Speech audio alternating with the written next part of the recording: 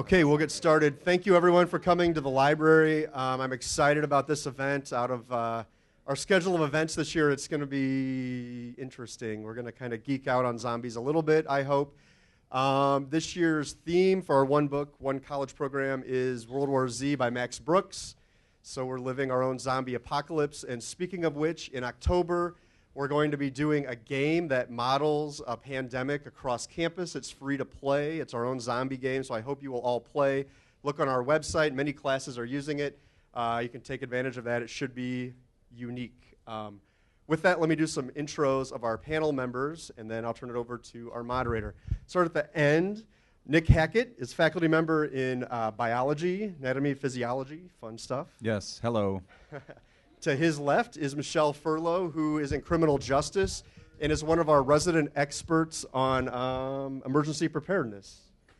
Thank you. Thank you. To her left is Krista Applequist, who is from speech. She'll be our moderator today, trying to keep order for our discussion. To her left is Krista Surup from earth science, environmental science, horror expert. We'll see. And then to her left is Jason King, who's our resident zombie expert. And I have his microphone. So, all right, thank you everyone for coming. I'll turn it over to Krista. Thank you. Round of applause.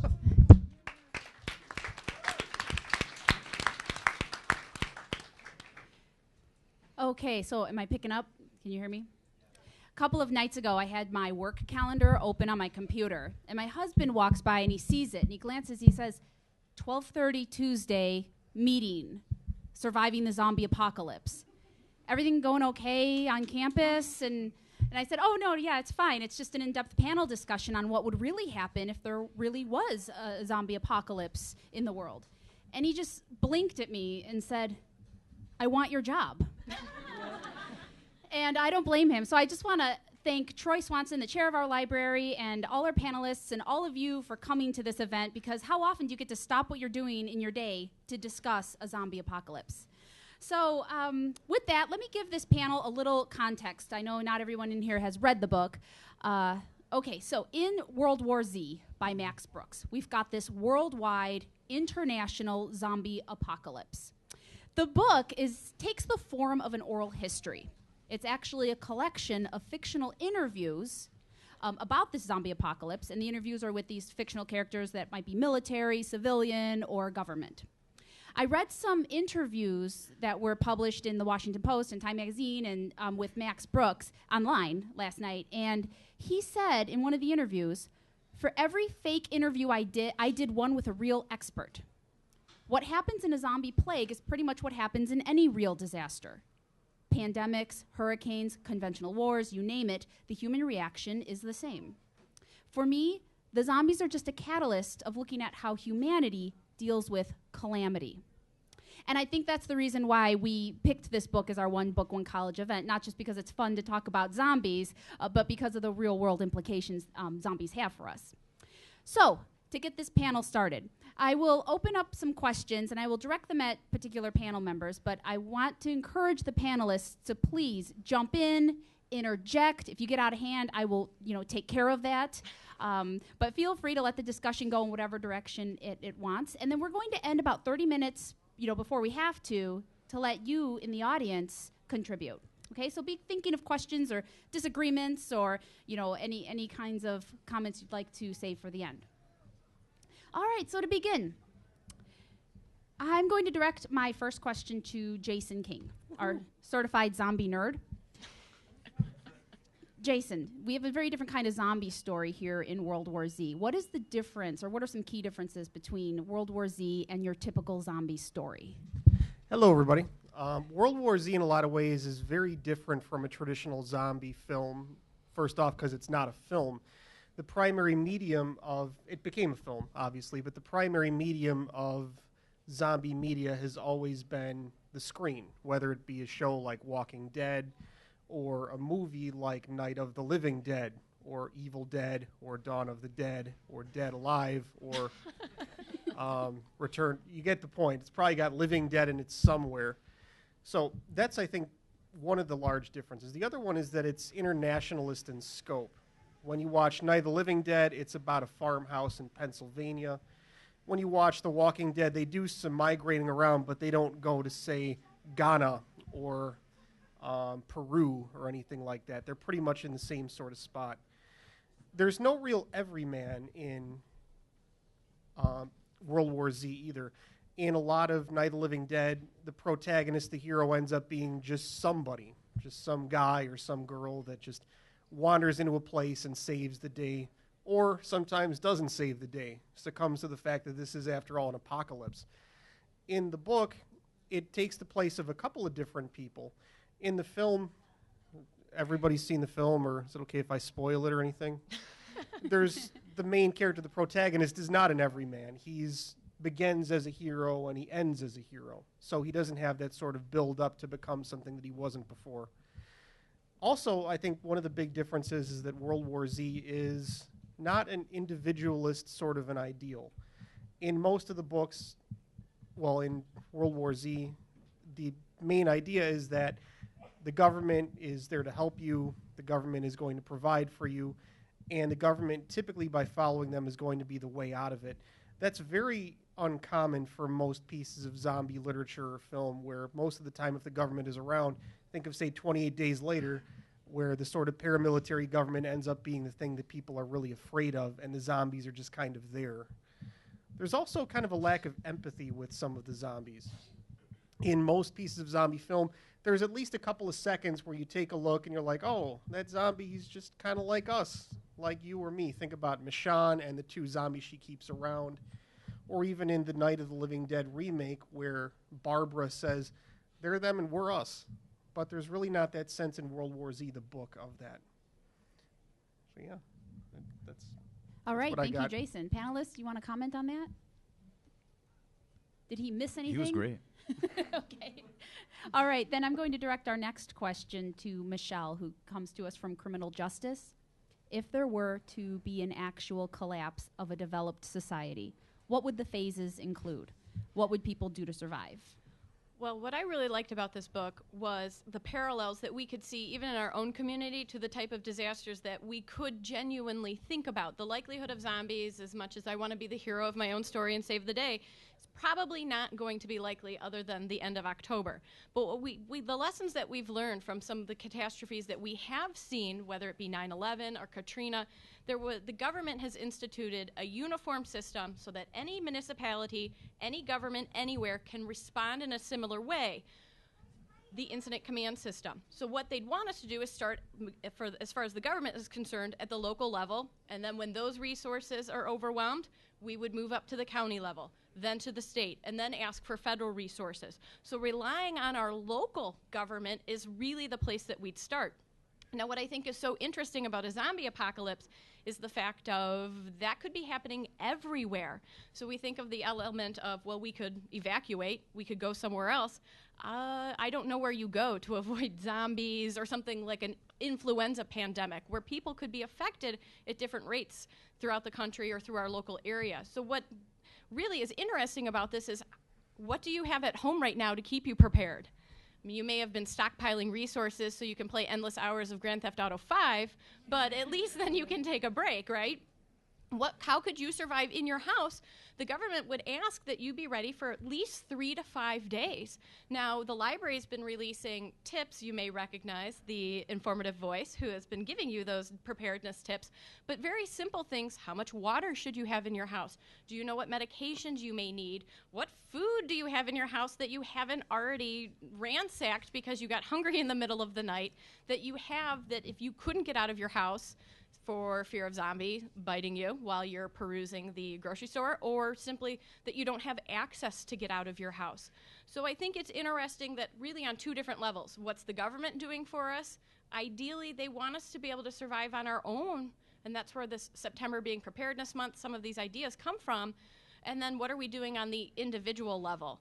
Like I said, many of us have a stockpile of batteries, but then we hit it as soon as that remote goes out. And then when we really need it, it's, where are those batteries at? Oh, well, I think they're in the DVD remote that just burned out yesterday. So in that aspect, kind of two different levels of preparedness of what we could expect in those initial phases. Michelle, it looked like I was taking notes on what you were saying, but I was actually making a list. I'm like, stock up on water, batteries. Water, what would I batteries, need? food. You know, we just, obviously not for zombies. I'm not actually worried about that in real life, but just if things were to shut down. You know, Well, I don't think, I think absolutely. I just take for granted that the water is going to run out of the faucet. That's going to happen. I think it's a real comment. How many of you actually know the phone numbers in your cell phone? That if you needed to call someone, okay, well, good, because you're one ahead of me. I kind of maybe know one or two people I could call, but if that battery died and then I didn't have a way to charge it, well, I could call my mom, and I really don't know how she's going to help me other than tell me it'll be okay. So it's simple things that we can take of our everyday life, just simply taking an assessment on, as we said, water, food. How are you going to be able to? Are you going to be able to stay warm if there's no electricity? Do you have backup electricity? And the really great thing is that you don't have to run out today and do this all at once. So we're not necessarily encouraging you to become a doomsday prepper, where now suddenly you're stockpiling canned goods and you're making salsa in your basement. Just in case, well, let's keep the zombie apocalypse festive, right? But the concept is that you can do this slowly over time if you're thoughtful of it, because every season there is a concern, weather-related. How many of you remember a couple of months ago, or last February, I think it was, when some of us were here at school longer because the snow got worse, and some of us didn't come to school at all, and there were lots of roads that if you were stuck in your vehicle, could you sit there for a couple of hours? Do you have something to keep warm, or do you simply have your shoes that you've got on? Are you going to dig yourself out? So very small tasks that I think this book really reminds us that there are ways that we're vulnerable every day, but that we can take precautions to prevent, whether it be illness from a flu breaking out and spreading, tornado, other weather conditions that we're vulnerable to here, to some of the more dramatic, I don't want to say exciting, but dramatic, thinking of what would we do on campus if there were an active shooter, or what would we do, in a mall, or that we're seeing, currently playing out internationally. So this book does make a lot of really amazing parallels to things that are much closer to us than we may think of as zombies. Yeah, I noticed that is a strong theme in the book. The prepared people survive. All right. Well, and how do you prepare? Do you run or do you stay? That's, in horror movies, what are you supposed to do, Jason? The one thing that I would probably say is that thinking about Dawn of the Dead, the original, you've all seen it, right? Because it's good. Hopefully. Yeah. The big thing about Dawn of the Dead is they go to a mall, and then over time, the mall makes them consumers. Is they stop being nomadic kind of people that are on the run trying to make sure they survive, and they just become consumers. So that's kind of a theme with Romero, is that kind of a consumerist thing. I think it's important to not let your stuff be what kind of governs what you do. And there's all kinds of lists of things that you could buy, I think. One thing that I think probably every house should have is something called an aquapod. An aquapod is, you can go on the internet and take a look at it. It's a gigantic plastic thing you can put in your bathtub, fill it up, and even if you don't have, say, 50 gallons of fresh water, your bathtub becomes that, and you can use that, take it out, then use the bathtub again, for any kind of a survival thing. A survival radio is probably good, something that's hand crank. They even make ones that have a USB port so you can plug your phone in, you can crank up, so you can use your iPhone, because those are going to be really useful in the apocalypse after all. Jason, you bring up an interesting point. I think the idea of our stuff. When you think about it, I mentioned the idea, could you stay in your home for 3 days? Would you shelter in place? But if we had to evacuate, if for some reason zombies don't like windmills and we're all supposed to head west, what would you take with you? Like, what could you carry? Really a to-go bag of something. Do you have something durable? In my house, it might be a Care Bear backpack because we have small children. That's probably not going to get me very far. Do I have something durable that I can carry the things that I need in it? I think one of also the misnomers of a lot of this preparedness, and I get it, it's exciting, is what weapons am I going to stockpile? That I'm going to have a cache of weapons, and believe me, as former law enforcement, I find weaponry exciting as much as the next person. However, that kind of brings up the question, do we run or do we hide? I don't know if you want to necessarily rely on our own ability to fight as much as I want to think of myself as the hero of my own family, and I'd be knocking down doors and I'd be double tapping those zombies in the head. Fairly unlikely.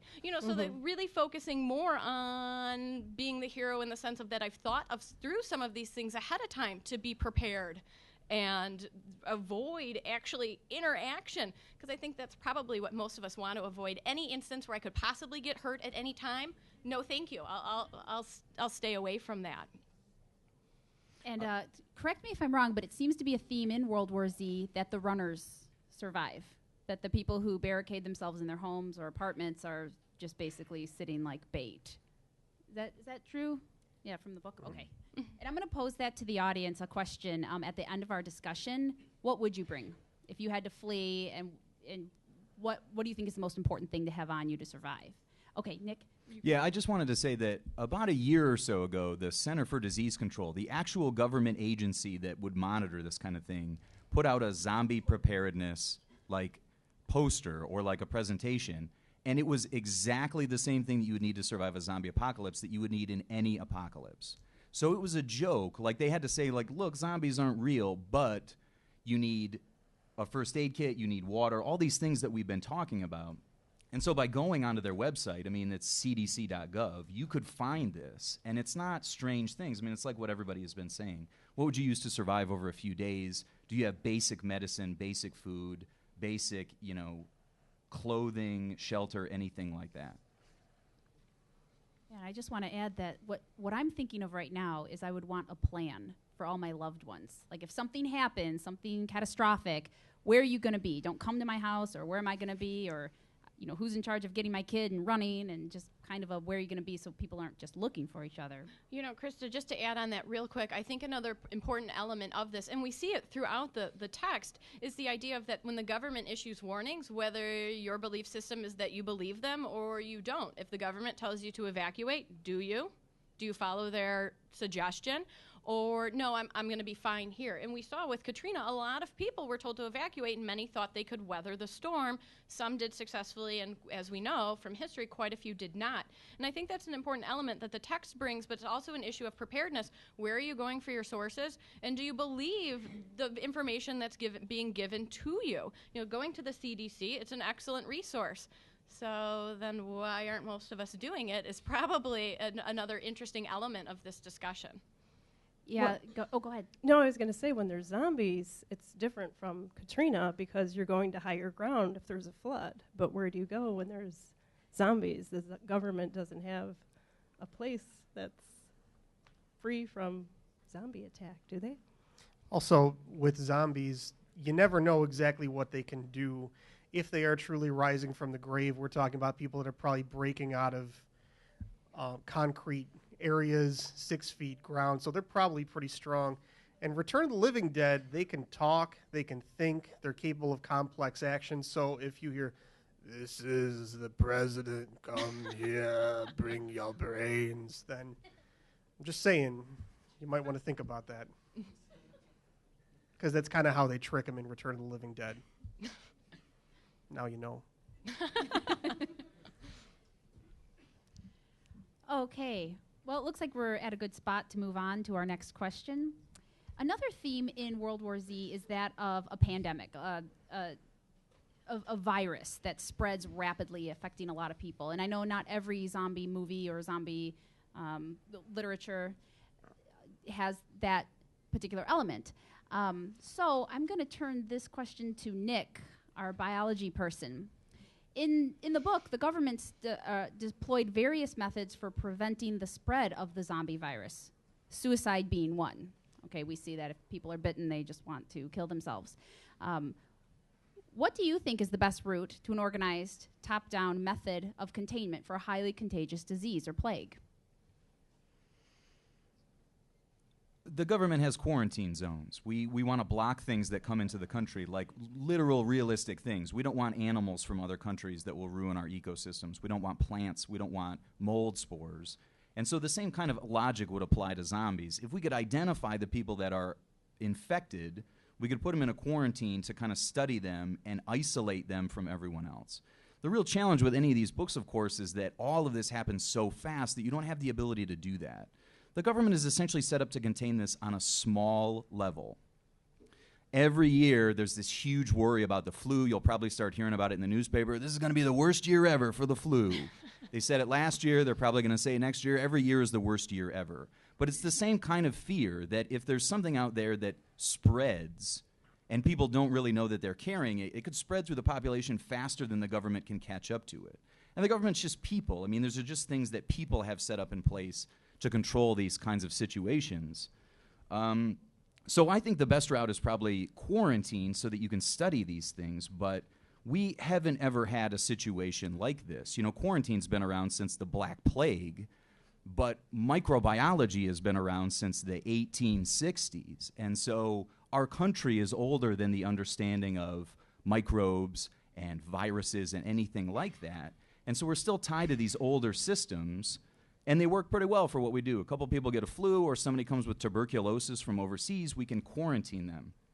What we would do in the case of something that spread rapidly among all kinds of people that we couldn't really detect and would have all of these wide-ranging effects, I think this is part of the reason that the zombie idea is so captivating, is that it does expose these gigantic holes that we have in our government or in our protection system that we never think about because they never come up. Usually the system works really well. I'd like to jump in, Nick, if you don't mind, in the fact that with the essence of a quarantine, how many different agencies that we would actually need to utilize. I mean, think to a certain extent, let's even use the flu example. If a third of this room suddenly was becoming ill and we went to seek medical attention and that was then exponentially growing in terms of those that you had contact with, the hospitals would be overwhelmed very quickly. And then you're being told, well, you have to wait in line. Or that not only that, you can't leave and go home, that you have to stay in this quarantine. Well, we would require Department of Transportation to help people get there in terms of public works, of how would we actually facilitate these environments, law enforcement for those people who I don't want to stay or I want to get in to where the quarantine is at. Working with public health, are they doing anything preventative? How are we working on the spread? And that's one element that I think is so fascinating about emergency preparedness. It really doesn't matter what area of even here in academics you're studying, it plays an important role. What business are you at? Do they have a plan of action that should half their staff not be able to come in? How would they continue to function? And elements of that. So I think that this one really exciting element of this book is that whatever it is that our students are studying or your interest is, it really comes into play in your role of expertise should a disaster or an emergency actually happen. Do you have a plan? And that's what the CDC even stressed. That's what people have been saying again and again and again. The plan. Yeah, you can have the physical things. Yeah, I can have a jug of water. But what's the plan? What am I going to do in an hour or in a day or in a week? And to that same point, like, does the government have a plan for this? Do they have backups to organize a giant effort like this? Or would it all just fall apart because people do their own thing and they don't always want to listen? And I just want to point out, in the movie, it ends with him running to the World Health Organization. They had this big facility there, but there was just a handful of scientists left, and they're just shrugging their shoulders like, we don't know how to stop it. It's a virus. You can't vaccinate against it. You can't cure it. You can't do anything. And of course, they had one zombie, one of their own scientists, trapped in. They were just sort of watching her be a zombie, and they were sort of clueless. But the answer was found there at the end of the movie. There's a similar scene in The Walking Dead. I don't want to ruin that for anybody, because if you haven't seen the first season, it would ruin it. But it plays out in a very different way, and it's really interesting what happens when they get to that government organization. Yeah, so if you've please seen the don't ruin first it. season, you'll probably know what I'm talking about. If I not, think we'll have a volatile audience yes, should all of a sudden. people band together. And I think you see this in a lot of books and movies, that people get bitten by the zombies when they don't want to, like, shoot them, or when they're like, oh, it was my mom, like, I'll just wait and maybe she won't turn. I think that's been used again and again. I mean, there's a great scene in Shaun of the Dead that's all about that. And so I think this is the flip side of it, that we want to band together and you want to help people, but there are times that having that feeling puts you at the biggest risk. You know, like, you don't want to get rid of your family members, but that's what's going to put you face to face with whatever this infection is. So I think it's a good question in that sense. I don't know that I have an answer, because we don't have situations like that. Like, you wouldn't think of killing, like, relative if they had a stroke, you know, but we don't have an infection that turns people into something violent or that creates a risk like that. Usually it's just something that hurts them and not everything around them. Yeah, in our society, the rule of thumb is wait until they hurt somebody and then Yeah. incarcerate them. And when he brought that question up, what I actually thought of in my mind was not a disease that the family member might have, but an addiction. Okay, so I think that's a good stopping point. Let's give everyone a round of applause. Thank you. This has been an exciting conversation. Thank you again, everyone, for coming. Just 3 quick commercials. Check the One Book website for future events. We'll be talking with philosophy instructors about individualism and zombies, art faculty talking about zombies in pop culture. In October, we'll be showing World War Z on the quad. That's all free. And then in October, also our World War M, our own zombie apocalypse game. Please come and play. It's going to be fun. Thank you. Thanks again, panel members. Have a great day. So, I want to say earlier. And by the way, no spoilers. The idea that you can stop an apocalypse or turn it around is kind of anti-apocalyptic, I guess. So most pieces of literature, most films, they do not end with, oh, and the zombies are all gone and everything is better. Even the original one, the zombies were all gone, but it ended up costing the remaining humans kind of their humanity. So. well, and When that they was shot kind the of an guy. interesting thought that I thought was interesting coming into this. I have to be totally honest with the audience. I did not know a lot about zombies. I didn't know there were fast zombies. I didn't know there were slow zombies. And I wasn't familiar, I'm sorry, Jason, with any of the movies that he had mentioned previously. I stay in my little law enforcement world. But that's what I thought was one of the interesting concepts coming out of this book was what makes someone a zombie and how do we tell the difference? And as you said, that to a certain extent, we get to the point where if there's nothing that can be done, how are you going to cope? And then that got back into my realm of, okay, dealing with stressful situations and whatnot. But I thought that was a really intriguing aspect of the variations between humanity and the blurred lines of the zombie being them and then the rest of us just trying to fight the good fight.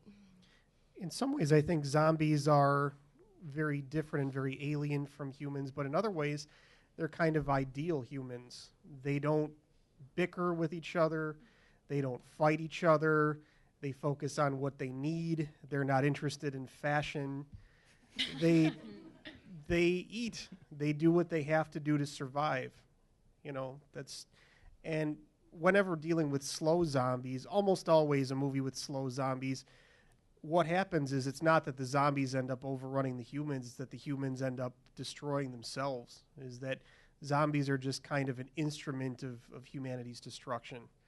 Mostly because they work together, they're not interested in petty politics, stuff like that. Fast zombies, totally different story. So, fast zombies, normally it is the zombies and they're trying to eat us. And that's what does humanity in. I think it's an interesting point because if you think about it, not concerned with fashion, only interested in like basic needs, cooperative generally. I mean, these are the descriptions of animals. And so in a way, like the zombie is scary because it puts our humanity in our face. It shows us like what we are as animals. And then we have to come to terms with what makes us different from these things.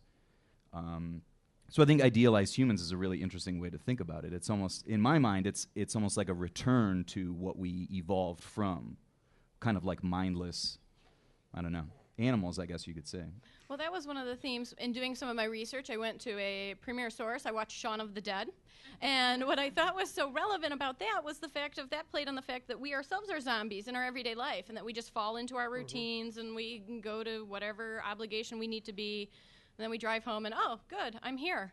And I'm going to do the same thing again the next day, which I thought was very relevant to why many of us don't prepare, don't develop our plan. We just get caught up in our everyday life, and doing these extra tasks seem too taxing in amongst themselves. But also in the fact of, as you said, the element then of humanity kind of being in our face, and how are we different from these groups, the mindless, or that they're only focused on one thing.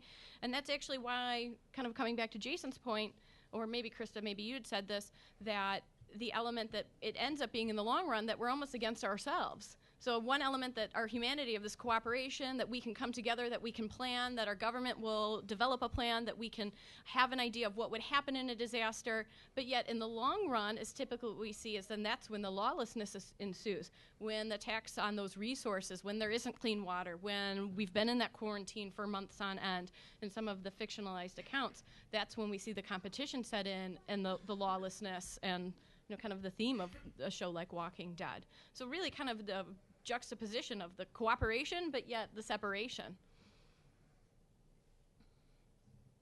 Yeah, so going back to what Jason said and what you just touched on, the theme about humans being the biggest enemy in a zombie apocalypse. Do you feel that that's an accurate portrayal? And I'm just putting this to any of you. In an emergency, do we divide against each other typically? Or is it more likely that we bond together and help our fellow humans? Me? Well, the library actually has a really great book. I highly recommend if this is a subject matter interest to you. The title of the book is Unthinkable, and the author, her name is escaping me right now, but it takes a look at when disaster strikes, who survives. And her research really seems to show that in the face of a disaster, that people come together. We risk injury to ourselves to help others in need. In my criminology class, we just took a look at the case of the University of Texas shooter and how many people threw themselves out onto the quad, risking being shot to save someone else. And we do see that in the face of danger, that people have a sense of humanity. That's what makes us different as our species, that we have this, that's our safety net. We don't have claws. We don't have armor as part of our bone structure. So the fact that we can work together.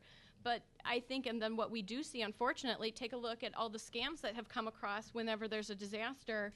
You get the email, don't click directly on this. You don't know if your money's going to the agency you want. Someone's going to take advantage of that cooperation. So, I think it's nowhere near as simple as saying that, yes, we all work together, because then when the event becomes very long-term, that's then we start to see that cooperation break apart. Well, and that was in the book, too. I think initially people were helping each other out, and then as the food source ran out, clean water, things like that, it's kind of every man or woman for themselves. So that's what I would see happening. I think that to some extent it might be a false dichotomy, is that in some ways humans cooperate to compete. I can't think of a single culture that's ever existed anywhere throughout time and space that hasn't had an outgroup, a group that's persecuted. I think that human beings have tried to overcome that sense of tribalism, but it always just seems to not work as well as we'd like to overcome it.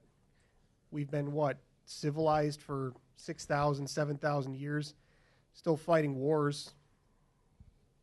Seems like that's something we should have been able to figure out by now, but we haven't. I don't know. Sorry to be a downer. Well, even on the smaller level, though, Jason, I think that's very accurate.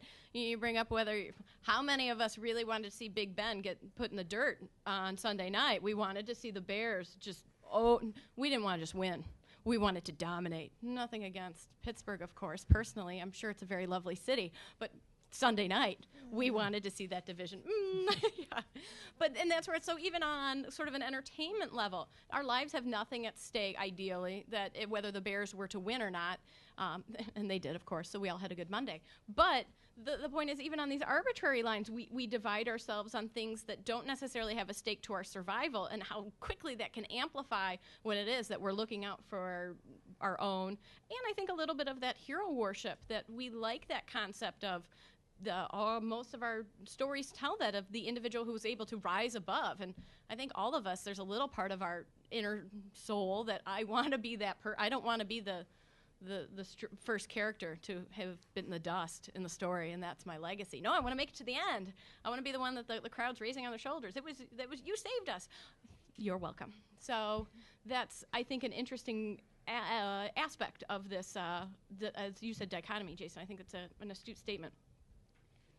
And what I'm getting from listening to you all talk about the division and seeing our enemies as the other, is it possible that the zombie is a metaphor for how we dehumanize our enemies? Like, it's so easy to kill these zombies in these movies and books because they're just zombies. They're going to bite us. They're going to hurt us. They're right there. They don't care that we're human. They have no respect for humanity.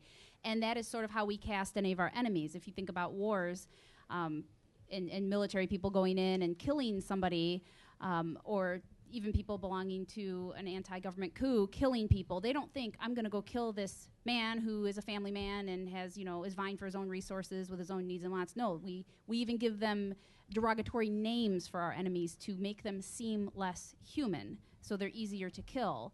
And that's just sort of how we divide and define our enemies. So I don't know, is the zombie a good metaphor for that? I think it's a great metaphor for that. I mean, it's exactly what it is. They resemble people. We've been talking about movies and books and things like that, but there's a lot of zombies in video games too. And for the longest time in video game developers wouldn't allow you to hurt real people or the representations of real people.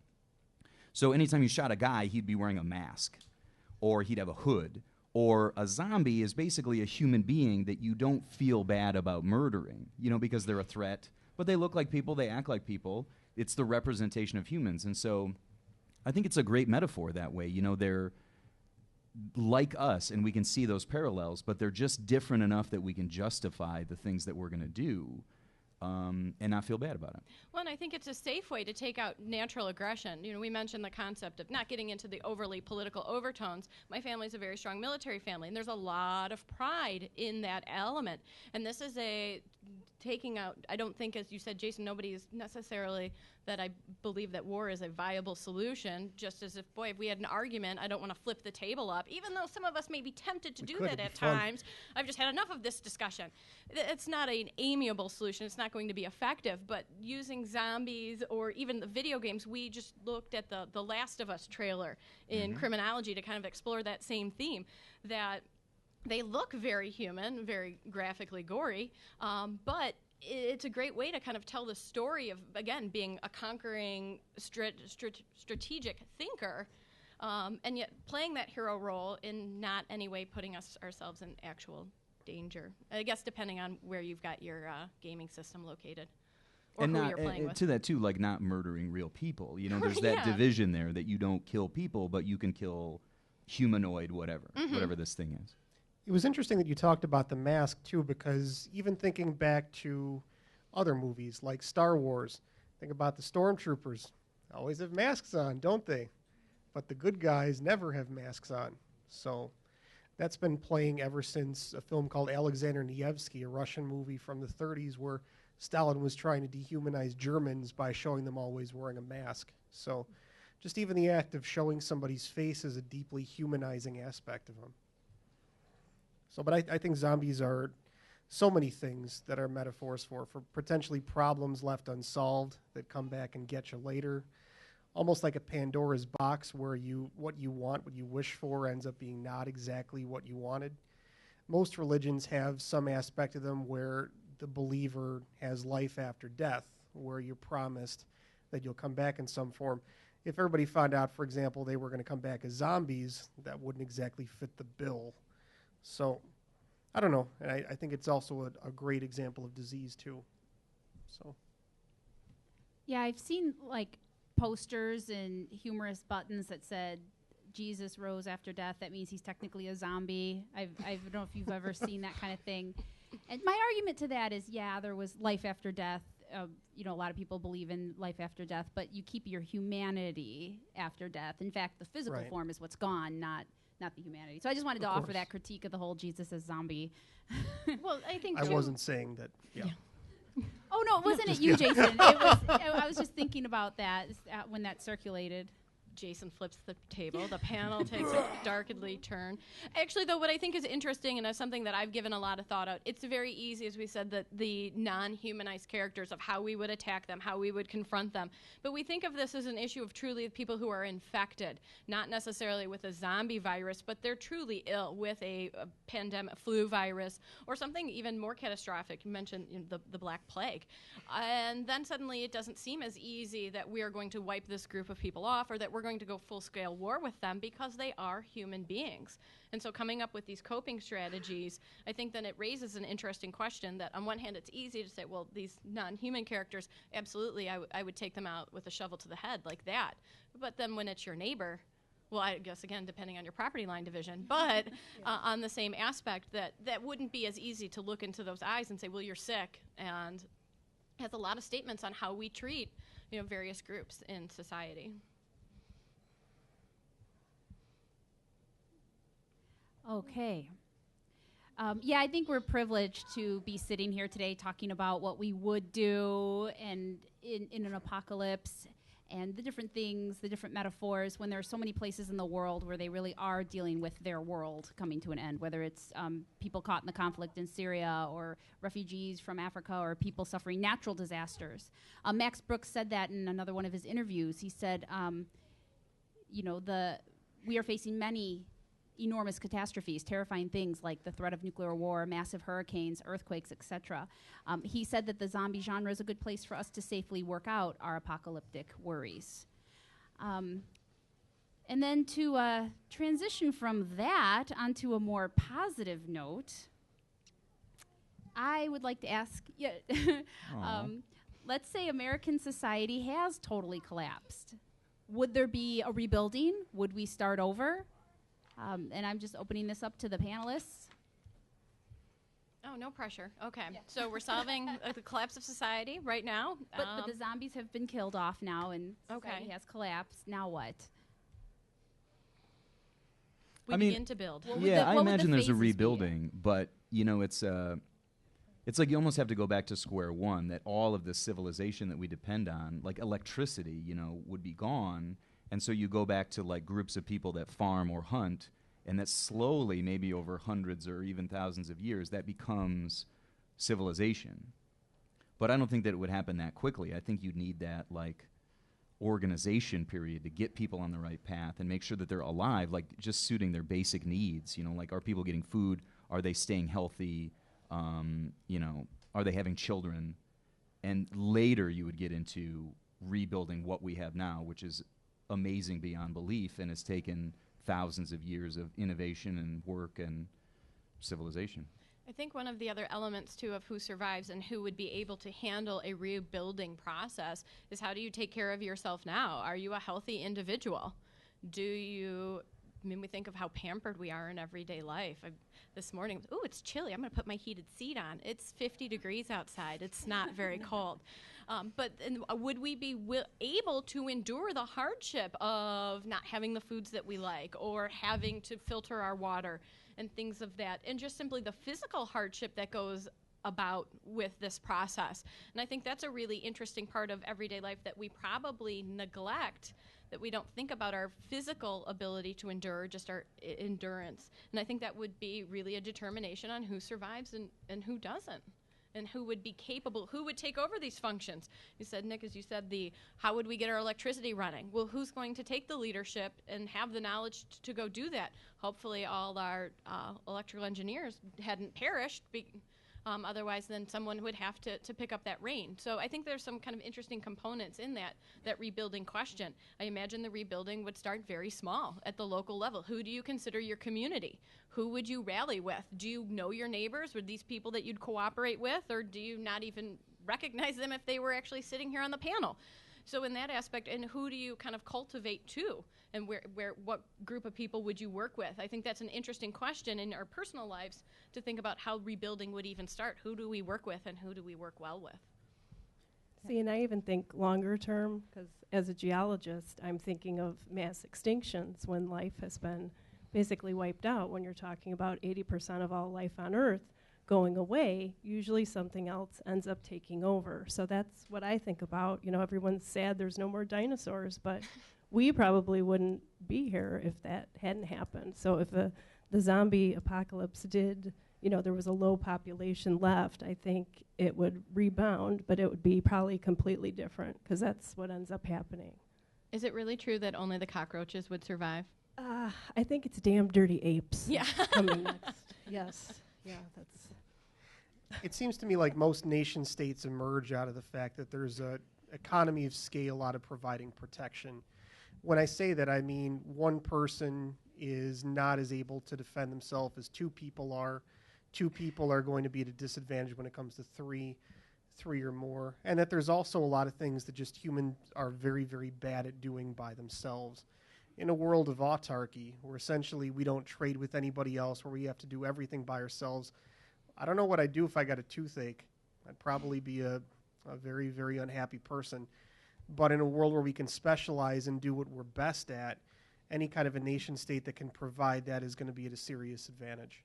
So I have a little bit shorter of a time span than I think our esteemed geologist does. But I definitely think that one would emerge. So, yeah. I have looked in my backyard before and thought, if the grocery stores just suddenly stopped functioning, like how much food could I grow if I tore up like my nice sod and planted like some kind of garden, and what would I do in January? I feel like I personally have evolved in this highly technical society, and I think I would be one of the first to go. See, I've got a lot of ants in my backyard, so I think I'd be okay. Ants? Yeah, eat, right? Right, see, and I'd be like freaking out because there's no place to get a pedicure. So I'd be done. I think an interesting component that comes with this, and again, being a preparedness nerd, is the fact of what would you do with your pets? Are you going to pull them into safety with you? Would you think about that? Or will we have packs of dogs roaming? And that would be an element of to a certain extent of also rebuilding. I think, Krista, as you said, that something else would become dominant, and maybe not at the same scale that clearly that we have established, but what would be then the new issues if the zombies are gone? What would be our new enemy, and what would be the other than packs of other roving individuals, what would grow in its place, and what would be the new kind of fears in that form of more modern life? I think is an interesting question. Smurfs. And once you've eaten your pets, like you have to ask, do you have something more sustainable, after that? Oh. I meant you'd give it a week or so. You wouldn't just that night. Oh, okay. The heartless will survive. So Krista actually is standing top of the food chain, giving pedicures. In the siege of Leningrad in World War II, when they were blockaded by the Nazis for 3 years, you can look that up. They did some pretty not nice things to survive. Cannibalism. I mean, I think you can look that up at the beginning of our country. The people that came over here from Europe did pretty awful things to survive to begin with. I mean, the birth of our country was based on all of that, doing whatever it takes to get through this awful winter that no one had ever experienced. Then you're throwing my entire profession of justice out the window, because how do we judge those individuals and how they behave in these apocalyptic conditions? And now I'm out of a job. So thank you, Nick. I appreciate that. But no, I think then that's a really intriguing aspect in the sense of, I talked about our physicality and ability to survive, our mental toughness. The idea of killing my pet, I have to admit, makes me cringe a little bit. But if it came between my pet and my child, or something, then maybe it'd be hard to do. But do you have the mental toughness to do some of these things that need to survive? I think that's kind of a self gut check, if you will. When you're looking at the dog and thinking this, is the dog looking at you thinking the same thing? Exactly. Like, what do I have to do to take this person down?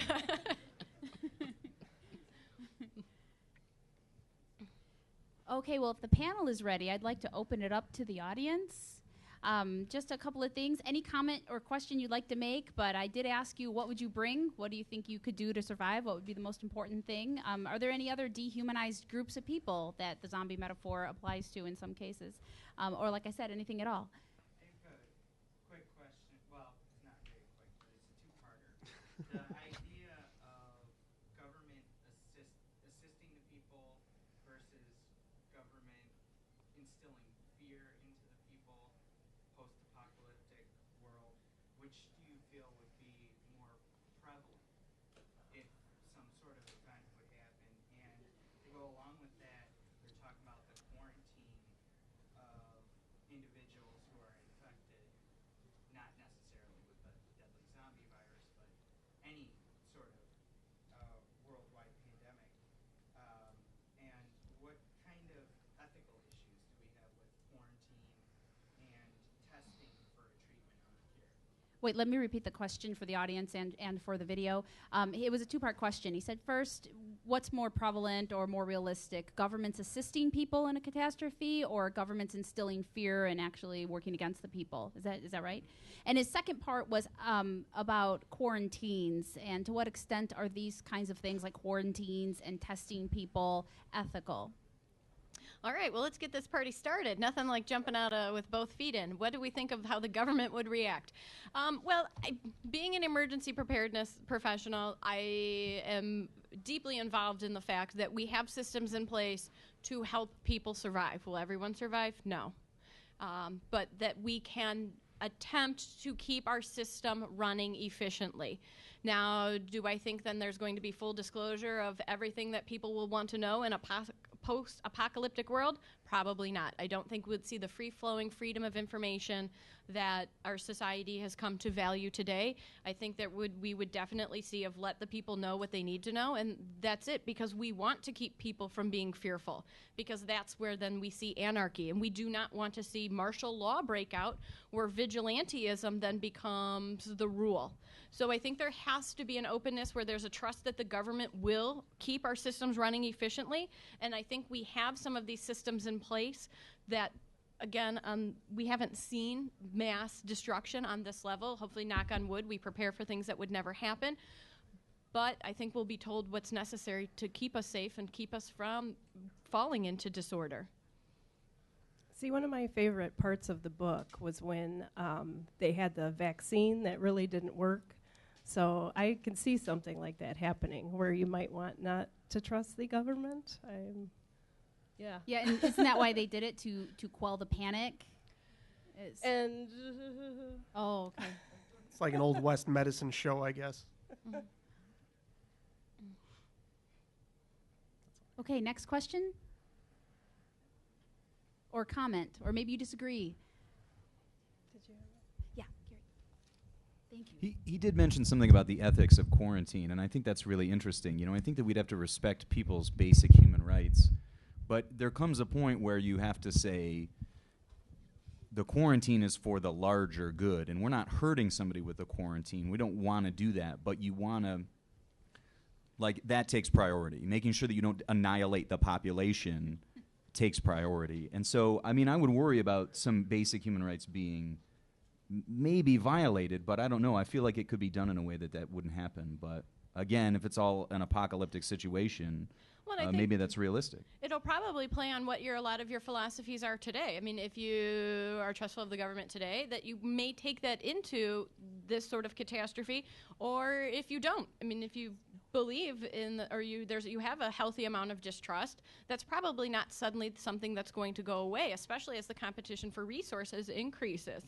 So, like I said, I come from a clear bias because this is what I like to do for my profession, so I believe systems are in place. Are they perfect? Absolutely not. This is a new field. This is why I love studying it. But on the same hand, it would be naive to presume that everyone's going to operate in a way that's for the betterment of humankind, or that just bad things just don't sometimes happen, as Nick somewhat indicated. So I think a lot of it is an assessment of what do you believe today? Where are your thought processes about the role of government today? May have a lot to do with how you believe in surviving an incident like this. And I just want to add, I think a quarantine is far more ethical than what sometimes happens, and that is a stigma. Often we stigmatize people with diseases or illnesses, especially mental illness, and I think that's what's really cruel. Most people would probably volunteer to self-quarantine. I mean, how many times have you had an office mate say, I've got the flu, stay away from me, you know? So that's just what I think. Okay, someone else.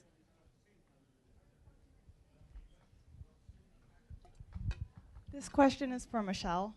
You having worked in law enforcement and this apocalypse happens, would you, there's an obligation where you want to fight for your country, but would you choose to fight for your country or help your family survive?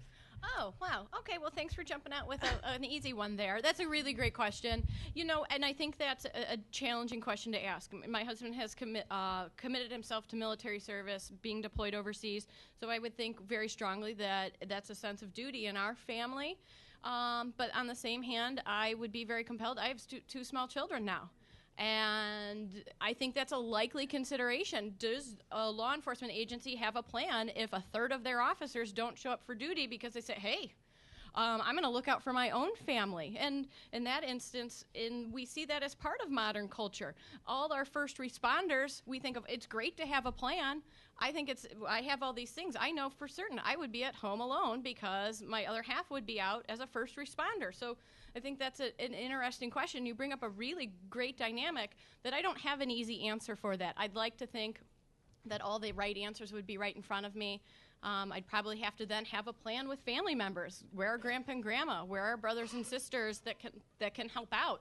And I don't think arming my 6-year-old is probably the best plan while I can save the day. But it's a relevant question that I think anybody who works in public safety would have to tax themselves to think about. Great question. But what would you do, Michelle? Oh, so you didn't notice how I danced around that. My footwork needs some work, huh? In all honesty, gosh, that's a tough question. Nick, what do you think? What would you do? I mean, the question is, like, do you trust the government? And I think that you've made that clear. You know, the question is almost like, who would want to volunteer for that? Yeah. Like, if you have to go defend your family, who wants to leave them to go defend what could be left of the country? And I think all of that is based on, do you trust the government? Do you think that they're doing the right thing? Do you think they're motivated the right way? Or do you think that you have the right choices and that you can't trust them with those kinds of choices? So did I skip the answer too? Yeah. I think I did. Yeah. I know that happened in the book is one of our zombie expert military guy who had experience in the field. I don't remember exactly what he was, but he had to do that. He hugged his kids and he said, I have to. I'm the one who knows. I'm the one who can help. And he was sort of our hero, of course. And it was really hard. And like, it broke my heart to watch him hug his kids and have to say goodbye. No, I think it is. I think it's a really great question, and I'll be totally honest, I have no idea what I would do in that circumstance. I hold a lot of pride. For those of you who take class with me, I take so much pride in my profession and our role in society and the things that we strive to achieve. But you're right, that for goodness sakes, I thought it'd be sad, even the idea of eating my pet. So the idea of that I'm forging outwards into the apocalypse, gosh, that's a tough call. But I do strongly believe that, again, there are systems in place that I think that we do what we'd have to and that we do rise to the occasion. And again, like I said, my family comes from a military background, and that's what makes our country great, that when people have been called to act in these circumstances, there's always been people to answer the call. And I think that's a really exciting part of this book, and it gives us an opportunity to discuss, again, on that individual level. So Jason, what have they done in other zombie stories? I, for one, trust Brad Pitt. So I don't know. A lot of times in traditional kind of zombie films and in zombie literature, it's funny because the first ever zombie film that I can think of is a movie called J'accuse. It's a French movie about the dead from World War I returning to remind the French people of the sacrifices that they had made. So I think that that's a deeply fundamental aspect of what being a zombie is. Most times, though, the people that tend to be in zombie books and zombie movies are loners or drifters who don't have a whole lot of attachments, whether it be the salesman in Dawn of the Dead, the remake, selling TVs at Best Buy, who was, by his own admission, a failed father, or the guy from Ash from Evil Dead, who is just kind of a college guy who just happens to have these things thrust on him. Most people in traditional literature, they don't tend to have a whole lot of baggage. They don't have to answer the hard questions like that, from my experience at least. And we had another question up here. You guys said that those who stay in one place usually end up dead. You guys said to run. Where would you run to? What is the safest place to go to in case this should happen? Now, is this in terms of zombies, or because any disaster would depend on what the conditions were. So I don't know if a zombie apocalypse were to happen. Well, we were kind of saying you have to go where you're going to have your necessities, like water and food. So no matter where you go, you have to find that. And good luck finding fresh water. Well, and in the text, I think, the going up to Alaska and then, but then having to deal with the conditions of Alaska, in that concept. And again, just to reiterate, I strongly believe if you're in any other circumstances, if you're you're being given directions, then those are the ones to follow. However, in the case of a zombie, you're right. Where would you go? The zombies don't wear your high-heeled shoes because you're going to fall and then they're going to bite you. Don't go into dark places scantily clad because for sure then you're going to fall and then they're going to bite you. That's all I have. Yeah. So it really does. I think it's a kind of a complex question in the sense of in real emergencies you'd want to follow the instructions as provided, but in a zombie attack, Alaska. Apparently you want to go to Alaska. I hear Anchorage is beautiful this time of year. I think. Well, yeah, go ahead. I think in a lot of ways it's more of a tactical rather than a strategic question. It's not that I want to go to an island because, well, Lucille Fulci's zombie movie, that's where they all are anyway. I think it's just more about making sure that you're constantly looking for the things that you need. Of course, I have mine, but that's classified. I'm not telling anybody. Well, and that's a real thing in human evolution. I mean, tribes of humans would travel great distances and adapt to horrible climate like they did in the book. They went to Alaska because the zombies would freeze. And then you could just see one and, like, shoot it in the head because it was frozen. It can't hurt you. Or you could leave it frozen. You could chop its head off. Like, they were just much easier to deal with because they would freeze, but live humans wouldn't. So you adapt to the conditions. I mean, look at what not in what? Not in Resident Evil. Oh, yeah. The zombies swim in World War Z as well, which is so freaky, like a swimming zombie, like just swimming around. But that was one. Yeah, it's basically a shark. Yeah. And but, like, why did the Polynesians get on a boat and go across the Pacific to end up in Hawaii? Like, somebody probably chased them there. Like, that's the only reason why you would get on a bamboo raft or whatever, balsam, whatever they made it out of. And you know, look at the extremes humans have gone to just to survive as far as changing our geographic location. Okay, next question? Yeah. Oh, shoot. All right. In more recent zombie media, they have been replacing zombies with the infected, which are not really dead people, but more people who have been driven crazy by a virus. Like, it's the exact same kind of story, but the zombies aren't dead, and they're usually fast zombies. And so I just gotta ask, what are your opinion on those type of stories? Well, I'm going to put that one to Jason, so. I think probably the idea of the infected is the most common in, say, 28 Days Later and that sort of a scheme. It depends. A lot of people say, well, they're not true zombies because zombies are slow. But now there have been enough things that have shown zombies that are quick, so it's a big question. I think in 28 Days Later they were infected with rage, so they were just mad. In a lot of ways it plays up the fact that we can talk about this as a model for disease. So I don't know that most times in things where they're the infected and with those diseases, it doesn't seem like those often come with a cure attached. So I think in a lot of ways they're similar enough. But maybe it's just that in very few movies or books do they ever call them zombies anyway. It's usually the undead or the Zeds or the bitten or something like that, in my experience at least. I think there's something too that, like infected or runners or whatever you could call them are scarier. You know, the thing about the old idea of zombie and old zombie movies was that you're kind of crushed. They're slow and dim-witted and everything like that, but you just slowly became overwhelmed. And I think with some of the newer media, this is a thing that attacks you, and that's a lot scarier.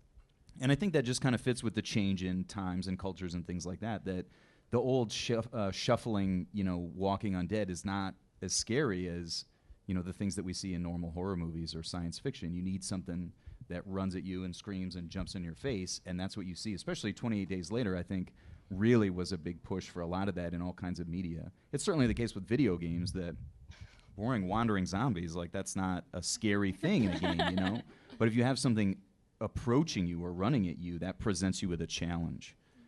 Well, it really is a parallel to everyday life. The things that are probably the biggest threat to us, heart disease, obesity, they're very slow, and so most of us neglect them.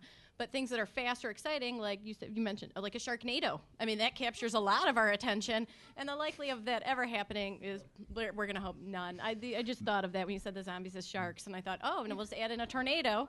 The Sharknado panel discussion is scheduled later. That's next month. But these are the things that attract our attention. These are the things that we prepare for, when in reality are very unlikely to actually happen to us. So I think that's kind of also as much as apparently the lumbering zombies get the bad end of the stick, they're really very pertinent, and they have some interesting things to offer.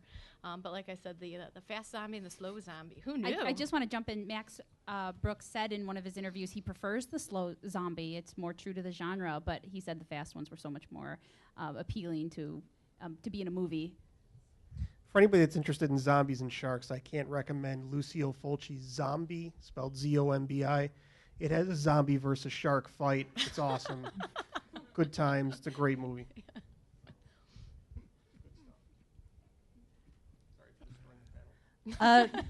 This was just a comment regarding zombies who aren't actually dead, like the infected. Krista mentioned earlier, like how it's more so a loss of humanity that makes people zombies rather than the actual undeadness. So I just wanted to say that.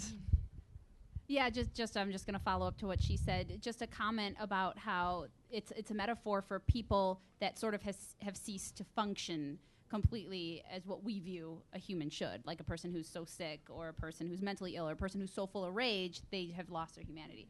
And Carrie, yeah, I'm seeing a bunch of hands up. Okay, she's coming.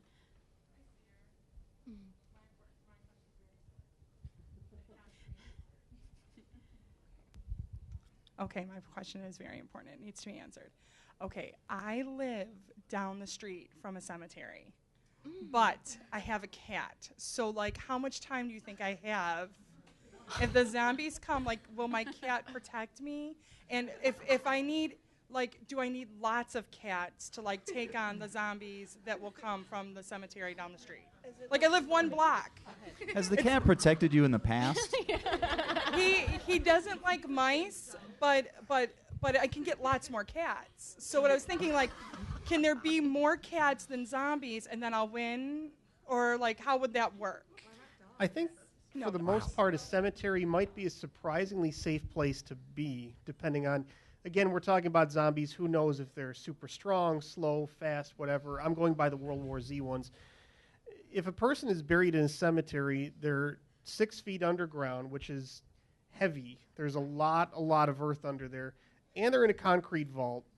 And they're in a box. So if they're getting out, they're going to be like the Incredible Hulk as it is. And probably they're going to be muscle bound, which means they're going to be walking around like that. Or maybe they're just unearthly strong.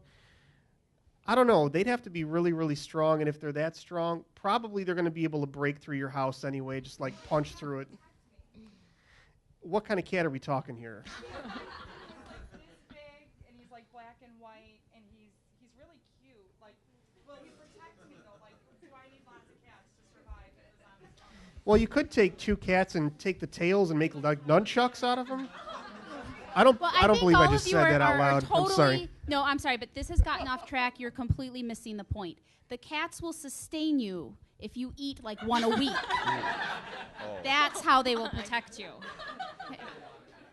Did you see that? Okay, our next question. Okay, well, my thought is then if, there's all these different characteristics for zombies, but in high school I read a book called The Zombie Survival Guide. Mm-hmm. And we had a lot of discussions based on this. Like, we would just kind of break off and have time, and we would just talk about it. Like, he's around here somewhere. My boyfriend, like, we would just talk about it. And one of the things is like, now, I think Resident Evil stole my idea because in my old house, we had, like, brick. It was a house made out of brick, and then, like, the basement was above ground, sort of. And, like, the huge, like, built-in razor saw things to come out. But yet, if there's like those morphed ones, like the gigantic ones, because I'm more of a Resident Evil person, then there was that like super humongous one. Like, where would something like that come from, and what would be the typical characteristics of what would be a true zombie? So that you have these blade things at your house? No, no, no. It was just like one of those like ideas. Oh, and okay. also like another thing was like, okay, if we can get like enough gas in the car, like to just like beeline to Sam's Club, stock up and back home, you know, like one of those types of things to get prepared, if anything, you know. But what would it be to like true home zombie stuff? But I liked your question about what is a true zombie, if we want to tackle that. A lot of people have a lot of different opinions on the zombie survival guide. I think it's interesting. I don't know that I agree necessarily with a lot of his recommendations. Like the M1 Garand, I'm not seeing the viability of that, but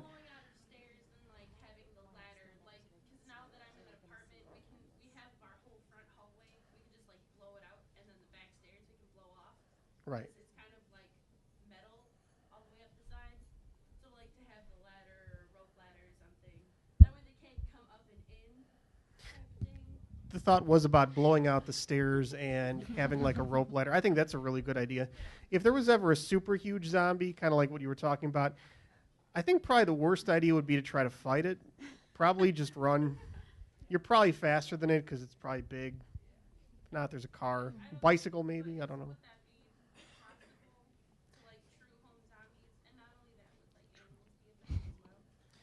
I think that's deeply dependent. I think if animals could be zombies, then I think we're all done for anyway. If a mosquito could turn you into an undead creature, forget it. We're talking about a lot of stuff for nothing. I don't know. Can I just add, though, the fact that you said that this is something that reading a book has sparked discussion, and I just think this is so pertinent, the fact of whether you're, I am not a zombie person, so even your strategy, I have to admit, I was like, I got nothing. I have no concrete things on how you would fortify your home against zombies. But the fact that it is starting discussion on all these greater themes, that's the reason why we read these books, and that it kind of sparks some of these thoughts that you can find something that grabs your interest. So I think that's phenomenal. I think that's really great. And I just want to point out, unless it's a different How to Survive a Zombie Apocalypse, Max Brooks also wrote that, unless it's a different one that she's talking about. Yeah. So I just want to point out the book we're talking about, he wrote that first, and it sort of inspired this book. We have another question from the back. Yeah, I would just like to point out like how tie in what he said, how there was zombies with like infectious, so they're not like really zombies, they're not like dead. It's just like a disease, right? So what would you do if like a family member were to be like that? A zombie? And that's not just a zombie, but like have a disease that makes them go crazy. You know, like if it's a disease, you could still cure it. So what would you do? Would you kill them if they're going crazy, or would you not? And don't put just a regular person in there, because if it's just a regular person, you don't feel that bad. You'll just kill them because you're afraid. Yeah. Can you all hear the question? What would you do if one of your family members had a disease that made them go into like a crazy rage and they sort of lost who they originally were? And I think we should put this question on Michelle too. So, no. Well, I think that it's actually a pertinent question in the sense of if you notice signs of disturbance or stress or mental illness in someone that you love, what do you do? Because they may not be able to recognize those signs. You know, we're very fortunate here on a college campus where we have counseling available or we have resources that we can go to. But I think that really raises points that we're seeing in the news that mental illness is often a common focal point for people who act in violent ways in public spaces. And what do you look for? So I think to simply just being aware of what some of the common characteristics are, but also that we're not psychologists, that we can't necessarily diagnose. Now, in this case, I think you would know if the drool had increased, the amount of slow lumbering in your house seemed on the up and up. But I think as far as that goes, how do you recognize signs of someone's personality being off? There's so many outlets today that we could hopefully take advantage of and reach out to. And I think that even goes to here on campus. You feel uncomfortable in your class, so there's something that just seems off. We're in an era of if you see something, say something. And here at Moraine, we want to know. If something makes you feel uncomfortable, let us know so that something can be done about it. But to get to your real question, if I knew one of my family members, I guess it depends what family member you're talking about. This is the real question there. Nick, We're not even related. No, I'm just so curious with your vast background. I think this is a really interesting spin on what we talked about earlier, which is that when in times of crisis, people band together. And I think that you see this in a lot of books and movies, that people get bitten by the zombies when they don't want to like shoot them, or when they're like, oh, it was my mom, like I'll just wait and maybe she won't turn. I think that's been used again and again. I mean, there's a great scene in Shaun of the Dead that's all about that. And so I think this is the flip side of it, that we want to band together and you want to help people, but there are times that having that feeling puts you at the biggest risk. You know, like you don't want to get rid of your family members, but that's what's going to put you face to face with whatever this infection is. So I think it's a good question in that sense. I don't know that I have an answer because we don't have situations like that. Like you wouldn't think of killing like a relative if they had a stroke, you know, but we don't have an infection that turns people into something violent or that creates a risk like that. Usually it's just something that hurts them and not everything around them. Yeah, in our society, the rule of thumb is wait until they hurt somebody and then incarcerate them.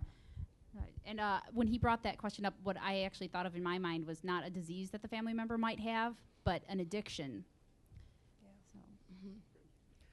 Okay, so I think that's a good stopping point. Let's give everyone a round of applause. Thank you. This has been an exciting conversation.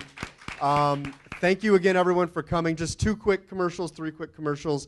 Check the One Book website for future events. We'll be talking with philosophy instructors about individualism and zombies, art faculty talking about zombies in pop culture.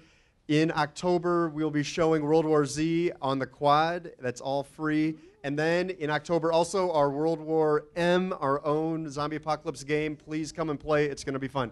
Thank you. Thanks again, panel members. Have a great day.